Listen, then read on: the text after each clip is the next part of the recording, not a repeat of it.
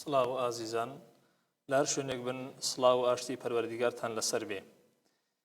بەڕێزان، یەکێک لەو فەریزانەی کەوە موسڵمانان لە مانجی پیرۆزی ڕەمەزاندا ئادای ئەکەن بریتێ لە فەریزەی زەکاتدان یان ئوموری زەکات. یەکێکە لەو فەریزانەی کەوە عادەتەن دەکەوێتە ناو مانجی پیرۆزی ڕەمەزانەوە. بۆیە ساڵانە موسڵمانان بەگشتی چەندین سوئال و پرسیار دروست دەکەن یان لەلایەن دروستە بێ لەسەر ئەو فەریزەیە. بۆ ئەمە بەستە بەڕێزان ئەمڕۆ میوانداری زۆر بەڕێز مامۆستای دەڤەرەکەممان مامۆستای ئاینی جەنابی دکتۆر مادیحمان کردووە. مامۆستای خۆ بەخێر بێ سەرچاوان. خدا سەلامەتان کە تەوفیقی دین و دنیا بنیا ڕەبی ئەنگۆش بەخێر بێ. سەلامەتان کە مامۆستای بەڕێز، ئەگەر لە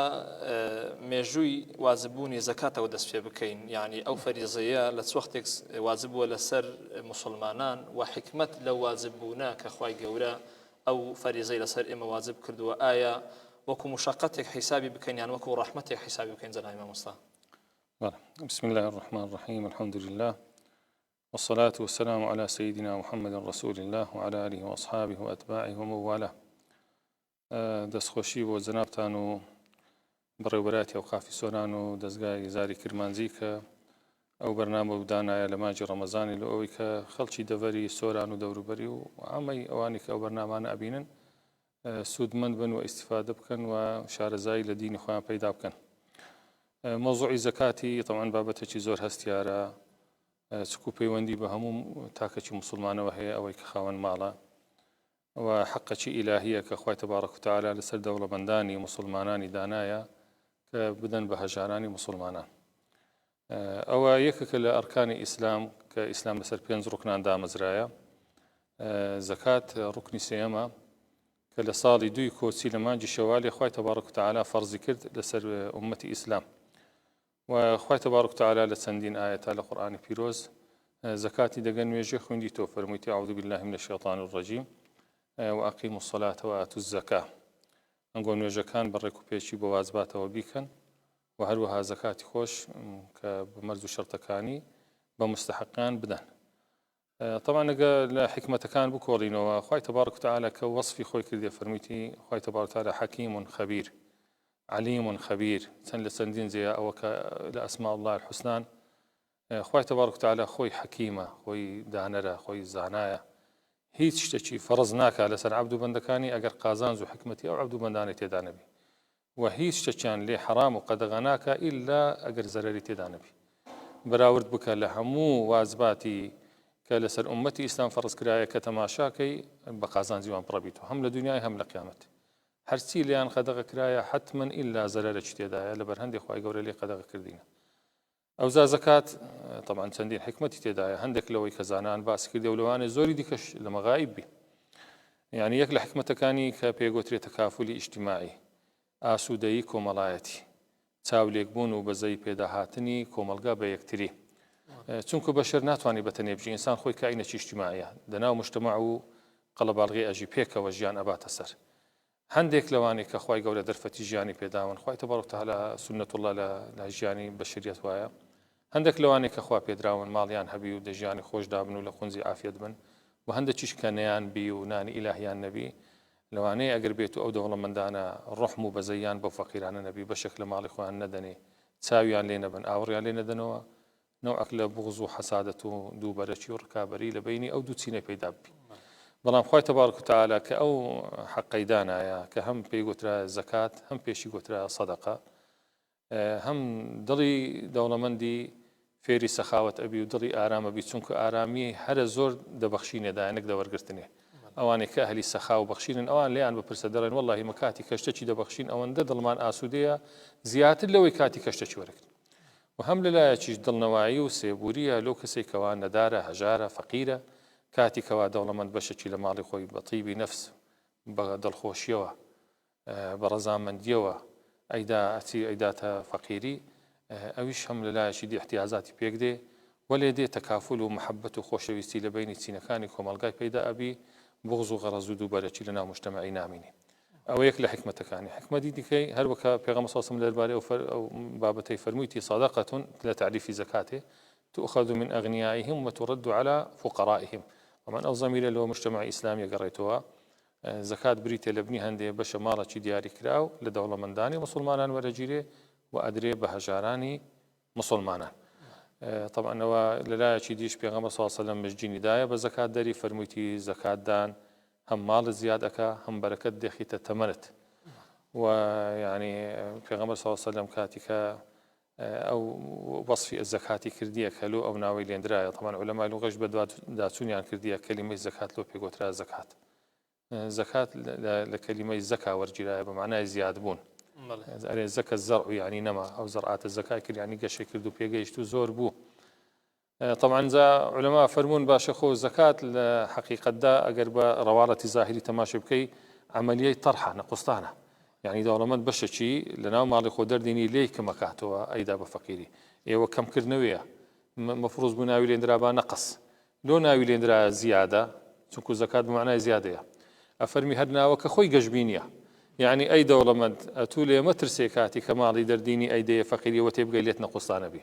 نخير بلكو بصريح حديثك مع مسلم روايات كذا فرمتي ما نقصت صدقة من مال هيز كاتشي صدقة لمالكم ناكا بلكو بركتي كويتي لو زيادة بيت ده إيوه هلنا وكي يعني تفاؤلكم بالجين يقدر بصاحب زكاتي كبري أو زكاة زياد بونا هم لدنيا مال زيادة بي هم لقيامتش لو زيادة بيت تنسوك خواب سندين يعني قات باداشت أداتها والناوشي لدرا صدقة لبس يتسنكو أو كسي كمالي أداء صادقة لقر خواي تبارك وتعالى بحبي دل راسقوية لقر خواي قولا لو الرياء ولو حبي الظهور ولو دنيايتي نية من تبس الفقير بك أو تسنك خوالة سري فرص كردي أوش حبي خواي هي وصادقة راسقوية لقر خواي خوي لبر هندش ناوي لدرا صدقة ديكوات حكمتي زورني أو أفرمي أو كمان عزكاتي أكا لو أنا خواي تبارك وتعالى يعني ببيت السبب قاتي قريه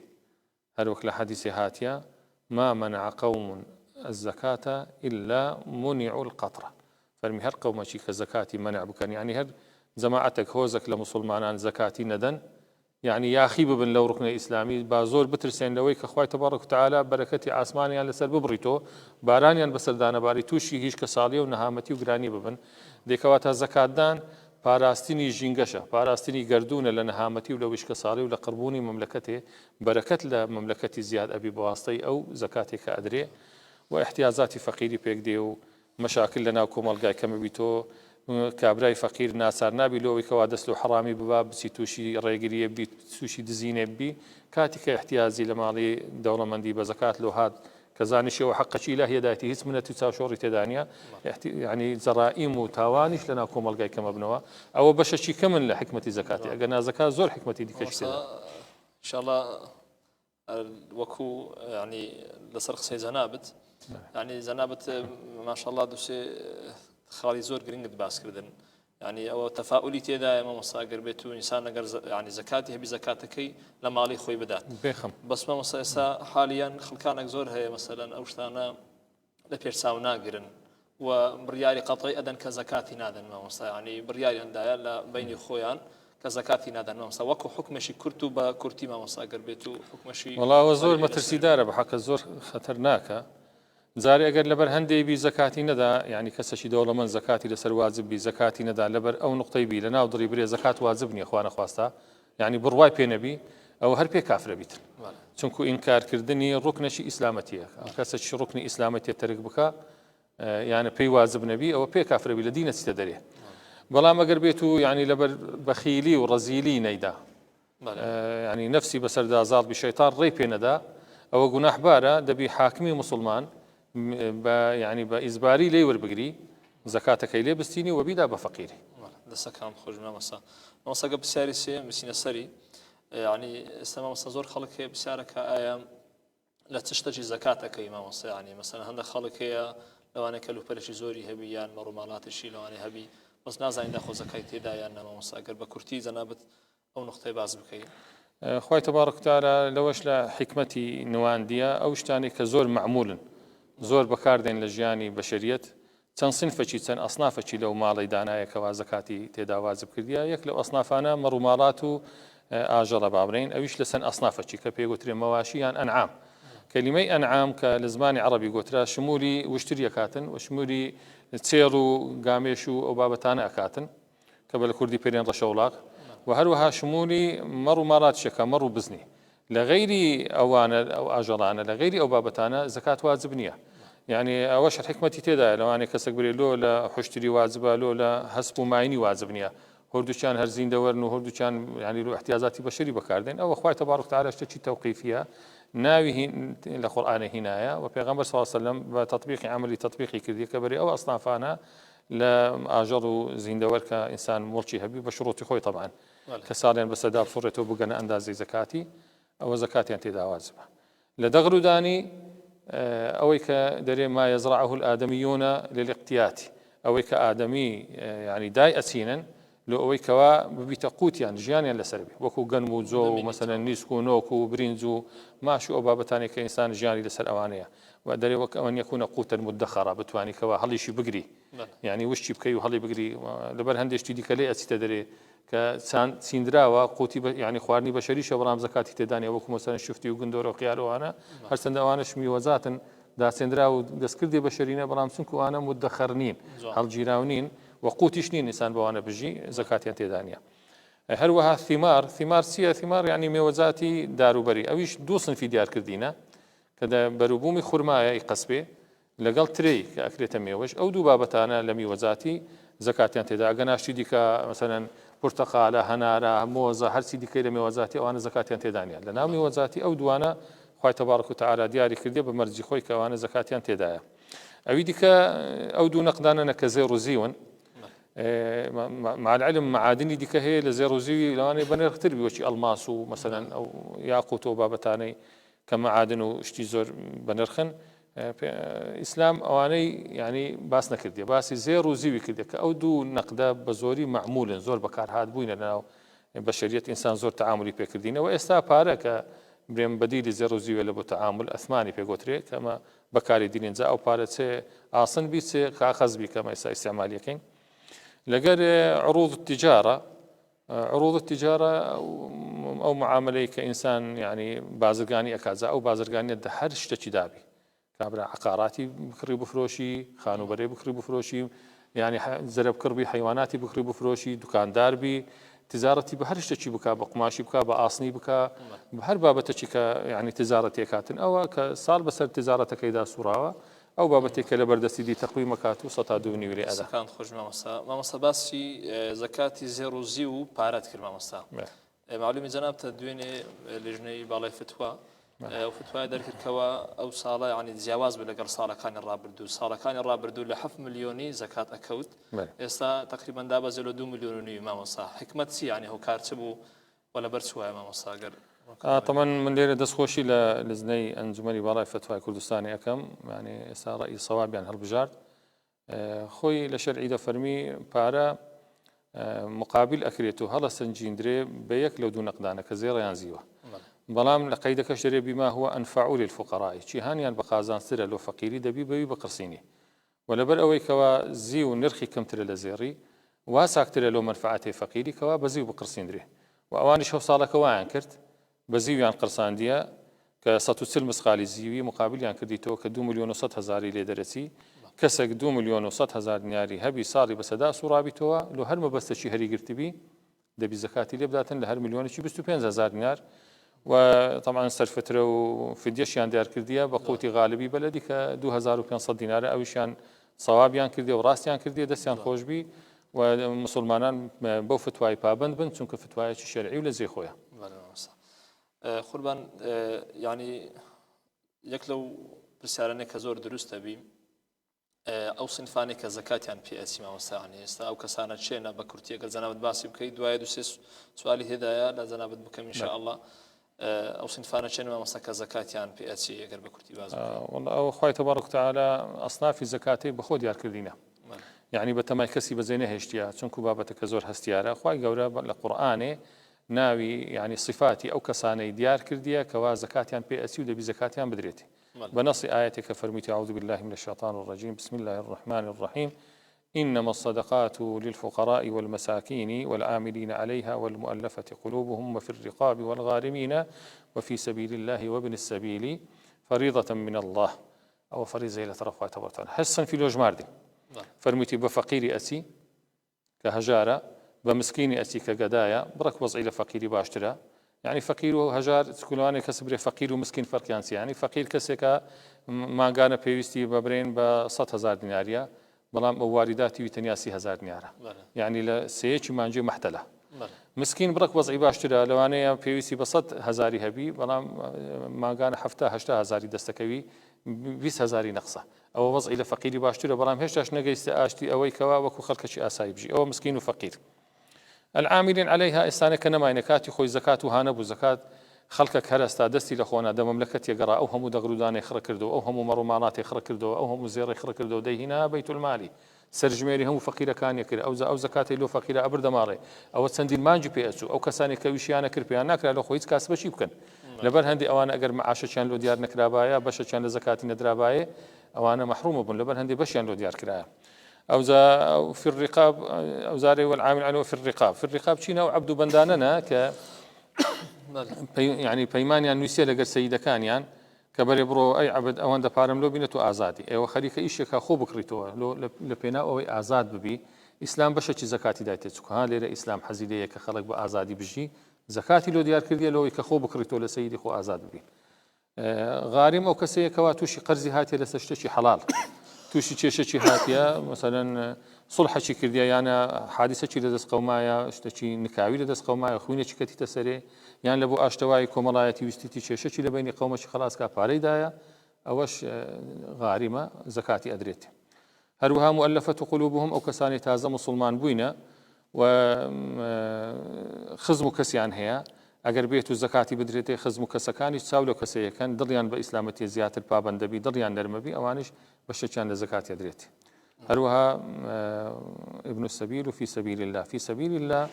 أو كسانا كمجاهدا تكو تفسير شيء هذا لو في سبيل الله يكرايا في سبيل الله أو كسي كوا بمال خوي أسي بسلاح خوي بروح خوي أسي لبينا الدين خوي تبارك وتعالى أزنجي لو الدين بلاو بيتوا أو بشتش لزكاة يدريتي وقت مصاريف حربي تكو أجايل مارو من دار خوي ندبي خو جاني مارو من دار شيء لغيابي خوي تأمين بكري بشتش لزكاة يدريتي وهروها ابن السبيل أو كسي ريوبارا پێویستە سەفەرێکی بکە نەفەقەی سەفەری نیە سەفەرەکەی حەڵاڵە محتاجە بەو سەفەرە یانە سەفەری کردێ پێی ناکرێ بگەڕێتەوە شوێنی خۆی ئەوە بە ئەندازەی هەندێک زەکات دێتێت لەوەی بگاتەوە شوێنی خۆی ئەوەش لە مستحقینی زەکاتە طبعا ئەو ئەصنافانە هەمویان ئێستا لەوانەیە موجود نەبن بەڵام شەرع ئەفەرمی ئەو سنفانە کە هەشت سنفن هەشت جۆرە تاخمەن ئەگەر چێ لەوانە موجود بوو لە کاتی زەکاتێ لە وڵاتی بەلای کەمی سێ نەفەر لەوانە دەبی زەکاتیان بدرێت زۆر جوانە مامۆستا ئێستا تێبینێکم کرد یعنی ئەو هەر سنفێک کە زەنات باس کرد هەرمویان کەس بوون کەس یعنی ئەوە نەبوو مەسەلەن جیهات و مؤسسات نین مؤسسات ئەو شتانە نەبوون مامۆستا ئێستا ئەوانە زۆر خەڵک ئێستا بینێرکا کە لۆ مزگەوتێ زەکاتی وەرگرن لۆ کەناڵەکی زەکاتی وەرگرن یان لۆ مەشروعەکی خەیری زەکاتی وەرگرن مامۆستا ئەوە ئایا شەرعان جائزە؟ جائز نییە دروست نییە چونکو هەر وەک عەرزم کردی خوای تەبارەک وتعالە ئەو مەوزوعی حەسم کردیە بە ئایەتی قورئانی بڕاندیتەوە هەمووی ئەشخاصن ئەو هەشت تاخمە هەمووی نەفەرن بە صفاتی تایبەت کە تازە باسن کردن ئەوە زەکات لۆوانە باسی هیچ دەستگا و مؤسسات و ڕێکخرا و ئەو بابەتانەی نەکردیە خۆ ئەگەر بەهات باو لۆ دروستکردنی مزگەوتێ لە مؤسساتی دروست بە مزگەوت لە هەموو شتێکی لە پێشتر بوو بەڵام زەکات لۆ دروستکردنی مزگەوتێش دروست نییە چرای بەوەی بە کەناڵی تەلەڤیزیۆنی و بە ئیزاع و بڕێکخراواتی خێرخوازی و والله ئەوە دەستگای بنکەی تەحفیزی قورئانەیە ئەوە ڕێکخراوەکی بەهانە ئەوە خەستەخانەیە لۆ هەژار فەقیرەکە کە بە سەدەقە بیدێ زۆر خێرە سەدەقەی بدەیە بە زەکات چونکو خوای تەبارەک وتعالە حەسمی کردیە ئەندازەکەی دیارە ئەو کەسانێک کە چی زەکاتێدا چێ ئەیدرێتێ خوای تەبارەک وتعالە یەکلای کردیتەوە لەبەر هەندێک یعنی موسڵمانان بە هەشیار بن بە ناوی هەندێک زەکاتیان لێوەرنەگیرێ لۆ دروستکردنی پرد و خەستەخانە و مەکتەب و مزگەوت و ڕێکخرا و کەناڵی تەلەڤیزیۆنی و ئیزاعات و هەر جیهاتی دیکەبی ئەوانە زەکاتیان پێناسی بەس بە سەدەقە قەیدی ناکات سەدەقە توانی بیان دێ